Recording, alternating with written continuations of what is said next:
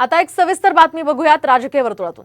आज रामटेक लोकसभा मतदारसंघातल्या कंधान या ठिकाणी पंतप्रधान नरेंद्र मोदींची प्रचार सभा होतीये।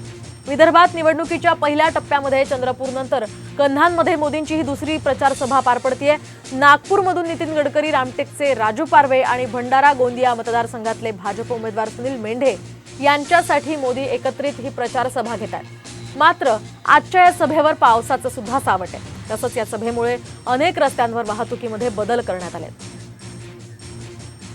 दरम्यान मुख्यमंत्री एकनाथ शिंदे रात्री 10 वाजता पंतप्रधानांच्या प्रचार सभास्थळाची त्यांनी पाहणी केली आहे। नागपूरसह परिसरामध्ये काल संध्याकाळपासूनच पाऊस पडल्यानं सभास्थळाला काही प्रमाणात फटका सुद्धा बसलाय। या पार्श्वभूमीवर मुख्यमंत्र्यांनी सभेच्या नियोजनाची माहिती घेतली आणि पदाधिकाऱ्यांना काही सूचना देखील केल्या। याचवेळी मुख्यमंत्र्यांसोबत उद्योगमंत्री उदय सामंत, रामटेकचे विद्यमान खासदार कृपाल तुमाणे, आमदार आशिष जयस्वाल आणि रामटेकचे उमेदवार राजू पारवे हे देखील उपस्थित होते। रामटेक मतदारसंघातल्या कंधानमध्ये पंतप्रधान मोदींची आज सभा होतीये। मात्र या सभेवर पावसाचं सावट असल्याचं दिसतंय।